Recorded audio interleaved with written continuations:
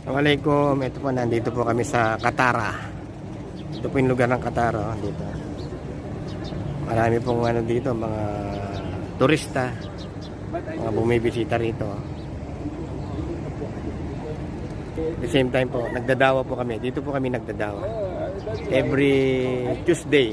Ayan po yung mga kasama kong daya. Nasa likod. Ayan po. Sa Julamin at saka yung Nepal. Yung Nepal po, dating Indo yan.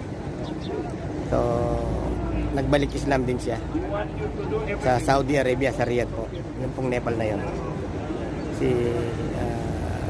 pangalan niya si Nashim sa Islam. Ayan po. So, tapos na po kaming mamigay ng mga babasahin. Ayan po. Ito po yung mga pinamimigay naming babasahin. Bilang Muslim kami niwala kay Yesu Cristo. So, si Yesu Cristo po, bilang mga Muslim, siya ay minamahal, sinusunod at pinaniniwala namin na siya po ay dakilang propeta ng Allah. Sugo, no? Isinugo siya sa mga angkan Israel.